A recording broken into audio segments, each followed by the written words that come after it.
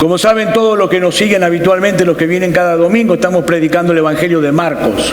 Desde el primer domingo de enero hemos venido predicando versículo por versículo, capítulo por capítulo. Nos encontramos prácticamente en el final del capítulo 7 y hoy vamos a ver el pasaje en Marcos capítulo 7, versículos 24 al 30. Dice así la palabra de Dios y va a aparecer en esa pantalla.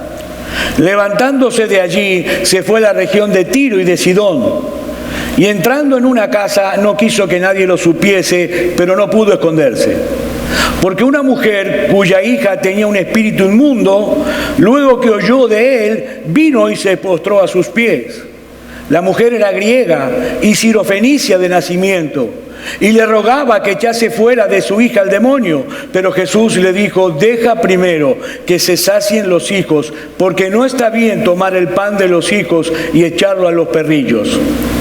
Respondió ella y le dijo: sí, Señor, pero aún los perrillos debajo de la mesa comen de las migajas de los hijos. Entonces le dijo: por esta palabra, ve, el demonio ha salido de tu hija. Y cuando llegó allá a su casa, halló que el demonio había salido y a la hija acostada en la cama. Es palabra de Dios. Mis hermanos, este es un relato de las Escrituras sumamente conocido. Se ha predicado en infinidad de ocasiones. Y es también un pasaje que es usado habitualmente para mostrar la naturaleza de la verdadera fe. Esta mujer sirofenicia creyó en Jesús a pesar de que todas las circunstancias que la rodeaban estaban en su contra. Y como podemos ver en nuestra historia, el Señor la bendijo abundantemente por causa de su fe.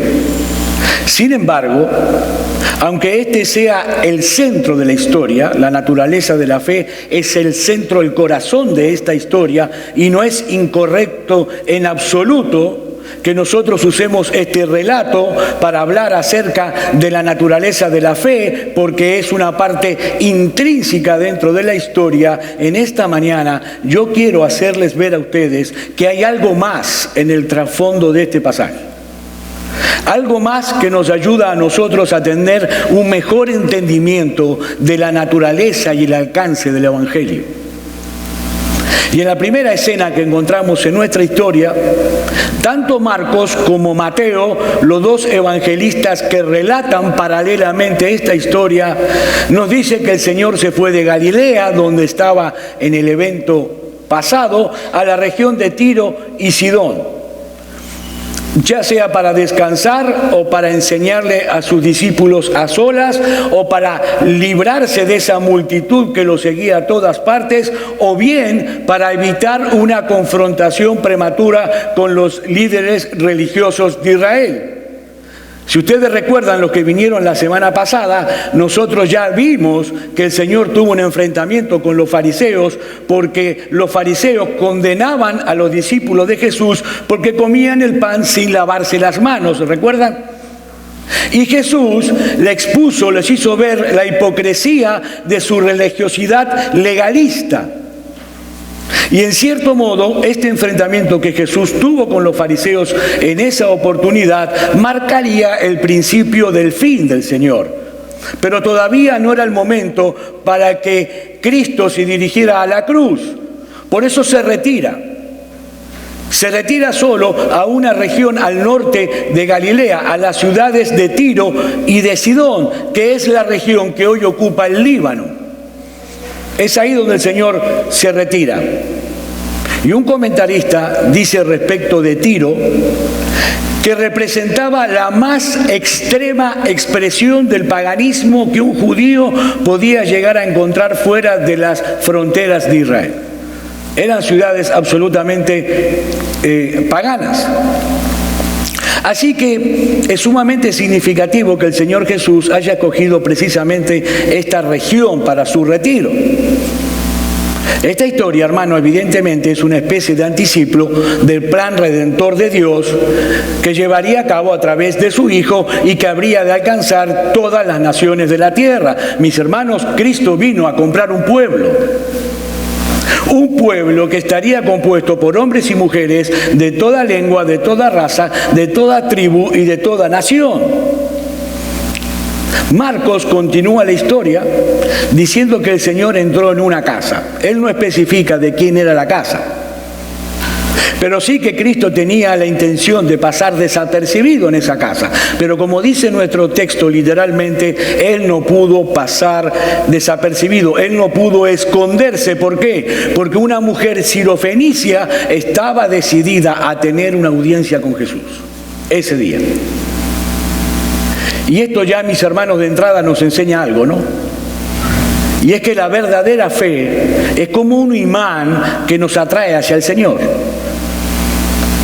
Esta mujer tenía una gran necesidad y al mismo tiempo tenía un gran problema, pero también tenía una gran confianza depositada en la persona de Jesús.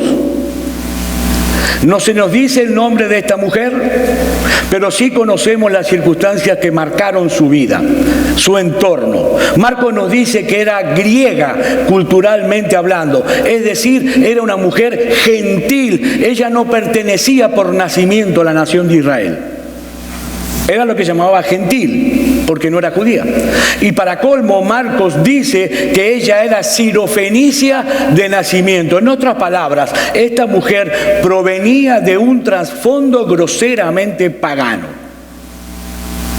Y esto es un contraste muy marcado con los fariseos que nosotros veíamos la semana pasada. ¿Recuerdan? Aquellos judíos eran decentes y religiosos. Esta mujer provenía de un contexto totalmente inmoral, sumamente idolátrico. De hecho, fue la nación de Tiro la que exportó la adoración al rey Baal a la nación de Israel. Sin embargo, estos fariseos decentes, moralistas y religiosos eran incrédulos. Y esta mujer demostró tener una gran fe en Jesús a pesar de su trasfondo. ¿Y esto qué nos enseña, mis hermanos? Bueno, que la decencia y la religiosidad suelen ser dos grandes obstáculos para la verdadera fe. Porque la verdadera fe surge de un profundo sentido de necesidad y de impotencia. Los dos. El Señor Jesús lo dijo: los que están sanos no tienen necesidad de médicos, sino los enfermos. Y los fariseos creían estar completamente sanos. Por lo tanto, ellos no se consideraban necesitar a Jesús. Pero esta mujer estaba consciente de que no había ninguna otra cosa más en este mundo, en ese momento, que ella necesitara más que a nuestro Señor Jesucristo. Por eso ella estaba dispuesta a vencer cualquier tipo de obstáculo, cualquier tipo de barrera que se pusiera en su camino.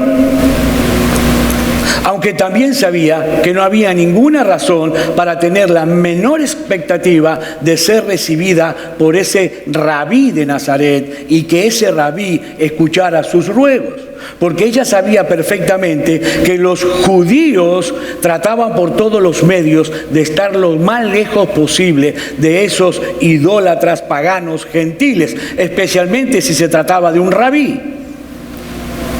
Trataba de no tener trato con los gentiles, de manera que llegar hasta Jesús significaba para ella tener que vencer barreras sociales, barreras morales y barreras religiosas. Pero ella, como dijimos, tenía una gran fe y también tenía un gran problema. Su hijita estaba gravemente atormentada por un demonio. Y era su hijita, la hijita de su corazón, la hijita que le partía el alma a esta madre cuando la veía en la terrible condición de oscuridad espiritual en la que estaba. Era su hijita del alma la que estaba poseída por un demonio, y ella sabía que solamente Jesús podía librarla de esa esclavitud. De alguna manera, los hechos milagrosos que el Señor había estado realizando en Galilea habían llegado a oídos de la gente en Tiro y en Sidón. Así que esta mujer sirofenicia, al escuchar todo eso, no estaba dispuesta a perderse tremenda oportunidad. Y nosotros sabemos, porque somos padres, la mayoría de los que estamos aquí, que los padres pertenecemos a una categoría distinta de personas. Si nuestros hijos, cualquiera de nuestros hijos está en peligro o está sufriendo un mal, nosotros vamos a hacer todo lo que esté a nuestro alcance para librarlo de ese mal. Y eso es precisamente lo que podemos ver aquí en nuestra historia.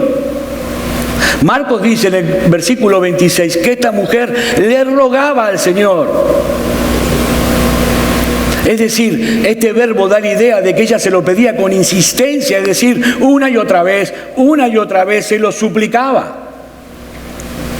Mateo, en el pasaje paralelo a este, en el capítulo 15, versículo 22, dice: y he aquí una mujer cananea que había salido de aquella región, clamaba diciéndole: Señor, Hijo de David, ten misericordia de mí, mi hija es gravemente atormentada por un demonio. Noten que ella no le dijo al Señor: ten misericordia de mi hija, Señor, sino que ella le dijo: ten misericordia de mí, teniendo compasión de mi hija. Es decir, el dolor de su hija era su propio dolor. La miseria de su hija era su propia miseria. El sufrimiento de su hija era su propio sufrimiento. La mujer insistía e insistía que Jesús atendiera su ruego. Pero ahora viene la parte más extraña de esta historia. Y mis hermanos, si hay algo que las Escrituras nos han enseñado continuamente, si hay algo que se resalta en la Biblia del carácter de Jesús, es su compasión. Nuestro Señor es increíblemente compasivo, tierno, bondadoso, misericordioso, y es por eso que al leer rápidamente este texto, la reacción inicial de Jesús hacia esta mujer resulta un poco chocante y hasta inesperada. Y dice Mateo, en el pasaje paralelo, en el capítulo 15, versículo 23, que Jesús ni siquiera le respondió una palabra. La mujer rogaba, la mujer suplicaba, Jesús ni siquiera le contestó. Entonces, acercándose sus discípulos, le dicen a Jesús: Señor, despídela, pues da voces tras nosotros. Y otra vez, hermanos, utilicemos, como digo todos los domingos, utilicemos un poco la imaginación para poder ver el contexto. La mujer viene a Jesús profundamente abatida, viendo por primera vez un rayo de luz en tanta oscuridad. Y Jesús ni siquiera le dirige la palabra. Y es más, la cosa todavía va peor, porque esta mujer seguía clamando, seguía suplicando, seguía gritando y agotó la paciencia de los discípulos, que le dicen: por favor, Señor, échala de aquí, nos está volviendo loco con tantos gritos. Y Jesús, ante esta insistencia, responde. Mateo capítulo 15, versículo 24 nos da la respuesta de Jesús. Jesús le dice: no. No, le responde la mujer, no soy enviado sino a las ovejas perdidas de la casa de Israel. Imagínense a esta mujer. La prueba esta todavía es peor que la anterior, porque por lo menos el silencio no era un no claro, era un silencio. Pero ahora Jesús, en una forma muy clara y muy directa, le dice: no soy enviado sino las ovejas perdidas de la casa de Israel. Pero esta mujer, en vez de desistir ante semejante respuesta, ante semejante situación, dice el texto que vuelve a postrarse ante Jesús y vuelve a suplicar. Mateo capítulo 15, versículo 25. Entonces ella vino y se postró ante él diciendo: Señor, socórreme. Ya no sabía más de qué manera pedir. Y escuchen la respuesta de Jesús en el versículo 27 de nuestro texto. Deja primero que se sacien los hijos, porque no está bien tomar el pan de los hijos y echarlos a los perrillos. Mis hermanos, ¿qué clase de respuesta a simple vista? ¿Por qué el Señor está tratando a esta mujer de esa manera tan fría? Bueno, hay varias cosas que tenemos que explicar aquí para poder entender qué es lo que está sucediendo realmente. En primer lugar, el griego es un idioma muy preciso. Muy preciso. Había varias palabras para definir una cosa. Por ejemplo, para definir la palabra perro en el griego había dos palabras. Una palabra que era utilizada para mencionar a esos perros salvajes, esos perros callejeros que vagaban por ahí, y otra palabra para definir a las mascotas, a esas mascotas que las familias adoptaban como suya. Y es esta segunda palabra, la que se usaba para referirse a las mascotas, la que el Señor está utilizando aquí. Por lo tanto, nosotros podríamos traducir esa palabra perrillos como cachorritos. Esa es la mejor traducción, como cachorritos. Y en esta especie de parábola, Jesús trata de hacerle ver a esta mujer, de hacerle entender que hay un orden en la aplicación del plan de redención diseñado por Dios. Muchos de los que estamos aquí tenemos mascotas, tenemos perritos en nuestras casas. Y en toda familia más o menos normal, las mascotas jamás comen en la mesa con la familia, sino que primero comen los hijos en la mesa y luego las mascotas. Bueno, el Señor está tomando este ejemplo de la vida diaria que tanto esta mujer como todos los que estaban ahí entendían perfectamente, para decirle: hija mía, hay un orden en este asunto. Hay un orden en el plan de redención diseñado por Dios. En la familia, los hijos deben comer primero, los cachorritos después. De la misma manera, en el Evangelio debe llegar primero a los judíos, en cumplimiento del pacto que Dios hizo con ellos en el Antiguo Testamento, y después alcanzar a los gentiles, es decir, a las demás naciones de la tierra fuera de Israel. Eso es lo que el Señor le estaba explicando en esta parábola a esta mujer. Dice el apóstol Pablo en Romanos capítulo 1, versículo 16, porque no me avergüenzo del Evangelio, porque es poder de Dios para salvación a todo aquel que cree. ¿Y qué dice ahora? Al judío primeramente y también al griego. Era necesario que el Señor hiciera la oferta de salvación primero a los judíos, antes de hacerla a nadie más. ¿Para qué? Para mostrar de esa manera que Él era el Mesías prometido, que Él era el Salvador prometido por los profetas en el Antiguo Testamento. Primero el Evangelio debía ser para los judíos, para la casa de Israel. Pero inmediatamente después que el Señor resucitó de entre los muertos, ¿cuál fue la orden que Él le dio a sus discípulos? Lucas capítulo 24, versículo 45 al 47.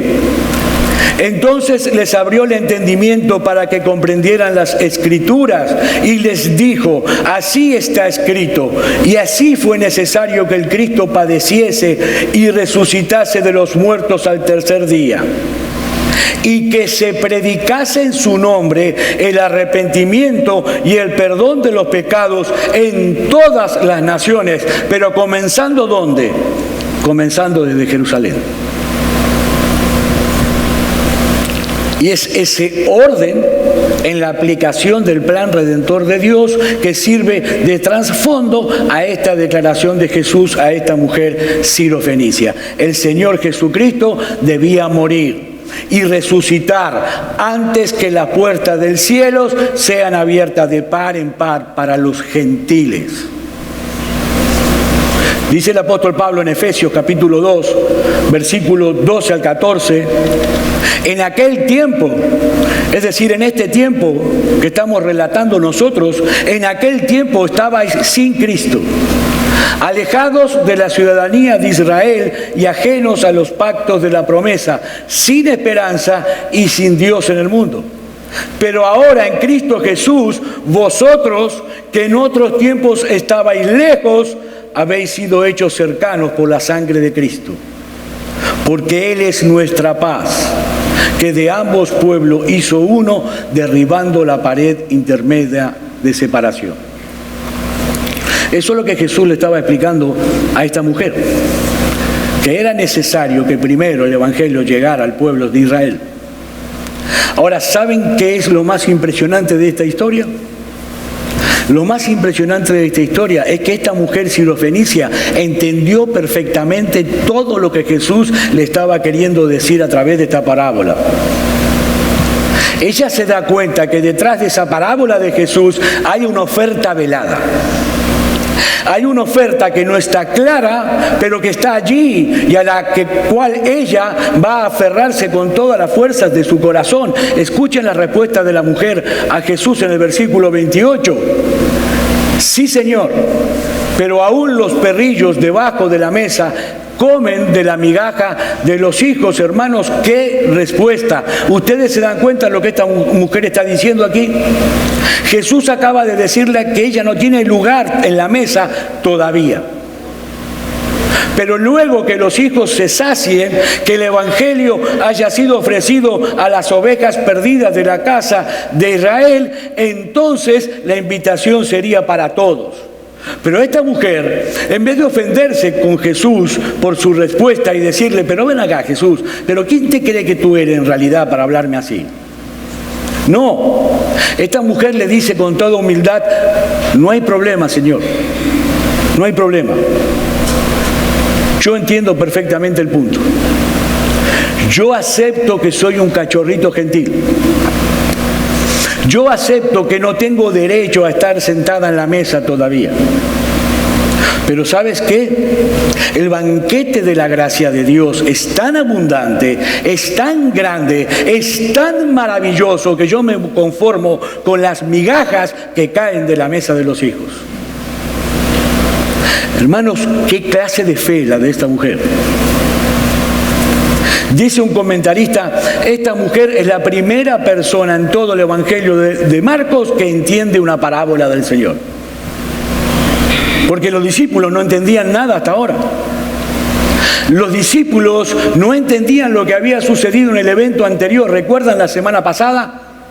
Cuando Jesús hizo limpio todos los alimentos y hablaba que lo que contaminaba al hombre no es lo que viene de afuera, sino dentro de su corazón. Ellos no entendieron absolutamente nada de eso todavía. Y esta mujer pagana, sirofenicia, es la primera persona que entiende una parábola. Es por eso que le responde al Señor exactamente en los mismos términos que Él usó para dirigirse a ella. Esta mujer sabía perfectamente que la provisión de Dios para su pueblo, al cual ella todavía no pertenecía, era tan abundante, pero tan abundante, tan grande, que las sobras que caían de la mesa eran suficientes para satisfacer su necesidad. Por eso ella insiste en su petición delante del Señor y lo hace con toda humildad y con todo respeto. Y mis hermanos, lo que esta mujer está haciendo hoy aquí con nosotros es darnos una clase de protocolo espiritual a todos nosotros. ¿Cuál es la forma adecuada en la cual nosotros debemos acercarnos a Dios en nuestras oraciones? ¿Es acaso que nosotros tenemos algún derecho de estar reclamando, proclamando, declarando, estableciendo y otro montón de payasadas que hacen por allí? ¿Tenemos derecho? ¿Tenemos derecho nosotros a demandar de que Dios nos escuche y que nos dé lo que le pedimos de la manera que se lo pedimos y en el momento que se lo pedimos? No. No tenemos absolutamente ningún derecho. Esta mujer estaba muy consciente de que ella no tenía ningún derecho de reclamar absolutamente nada. Ella acepta humildemente su lugar en este momento de la historia redentora, pero al mismo tiempo ella sabe que puede apelar sin lugar a dudas a la sobreabundante bondad y misericordia de Dios para que responda a su petición. Y mis hermanos, esa es la actitud que tiene la verdadera fe. Por un lado, está ese sentido de necesidad, ese sentido de urgencia, ese sentido de confianza que nos mueve a aferrarnos a Cristo como nuestra única esperanza. Pero al mismo tiempo está esa actitud de humildad que no demanda nada ante la presencia de su Dios, sino que se acoge pacientemente a su misericordia. Y yo te pregunto a ti en esta mañana que estás aquí, creyente, cristiano que estás en esta mañana aquí, ¿es con esa actitud que tú te acercas al trono de la gracia en oración? ¿Con confianza y con humildad al mismo tiempo? Señor, yo no tengo nada que demandar de ti, yo no tengo ninguna dignidad personal al cual apelar y que me haga merecedor de tus bendiciones, pero yo sé, Señor, que tú eres bueno, que tú eres fiel y dice tu palabra que tu misericordia es para siempre. Ahora, como a nosotros se nos hace muy difícil a veces poder examinar correctamente lo que ocurre en nuestro interior, déjame que yo te ayude a conocerte mejor. Mi hermano, mi hermana, cada vez que el descontento, la amargura y la impaciencia se apoderan de tu alma o de la mía, es una señal muy clara de que en el fondo de nuestro corazón nosotros nos creemos merecedores del favor de Dios. ¿Acaso no es verdad que cuando nosotros pagamos por una mercadería tenemos el derecho de exigir rapidez en la entrega? ¿Sí o no? Pero el mendigo tiene que contentarse en esperar pacientemente que le den lo que ha pedido. No tiene derecho a exigir nada. Y mis hermanos, si hay algo que la palabra de Dios nos recuerda a nosotros una y otra vez, es el hecho de que todo lo que nosotros recibimos de parte de Dios lo recibimos de pura gracia. Y nada más. Lo que el Evangelio nos dice es que nosotros somos realmente peores que lo que creíamos que éramos. Peores.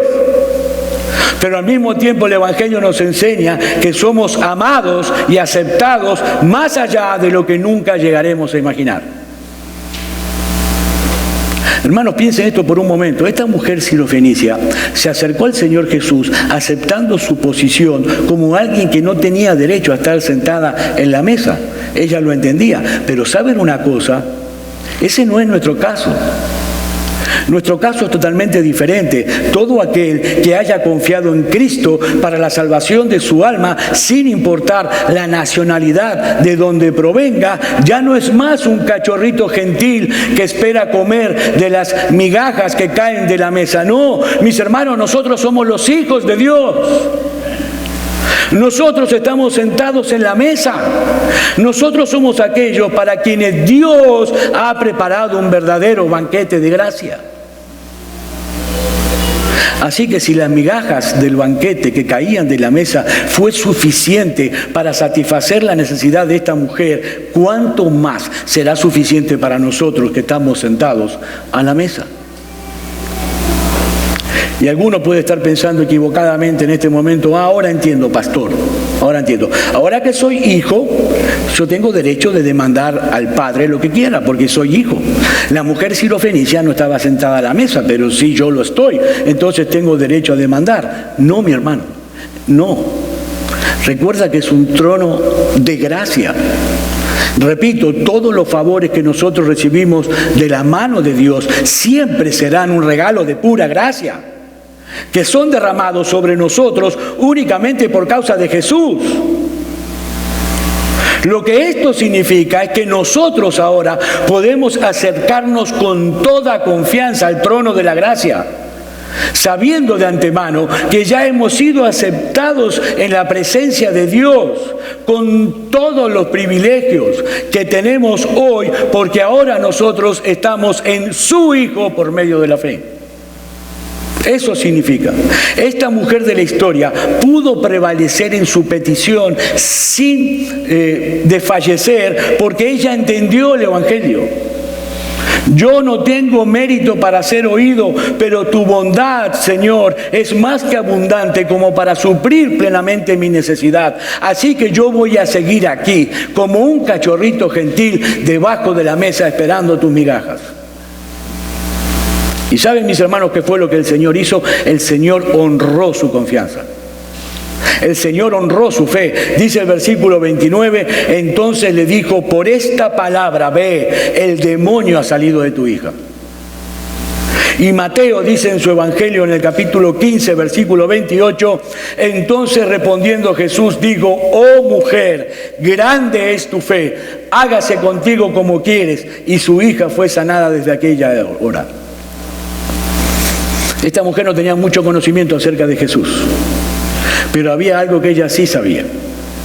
Algo que la llevó a aferrarse a Jesús con toda la fuerza de su corazón. Y es el hecho de que fuera de Jesús no hay esperanza para nadie.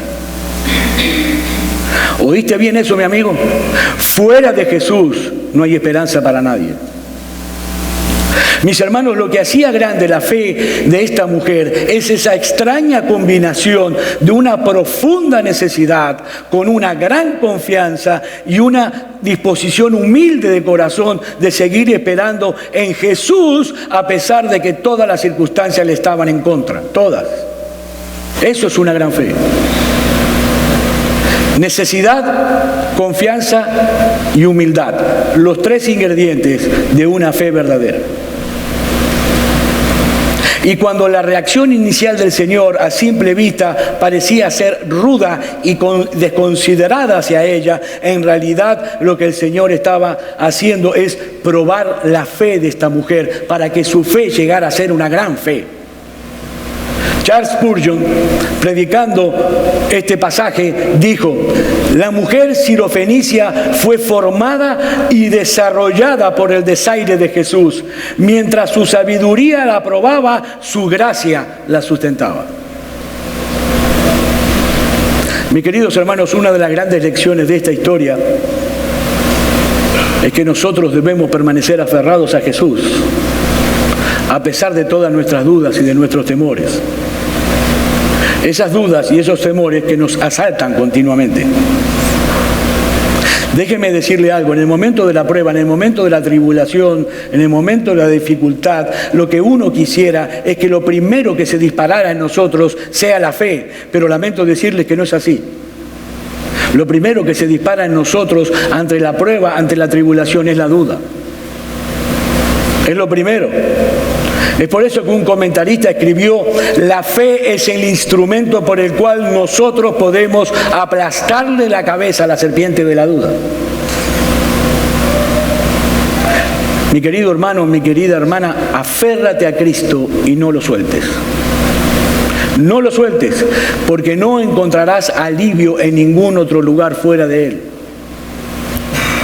Y mi amigo que estás aquí entre nosotros, déjame decirte algo, no importa cuánto tiempo tengas que esperar.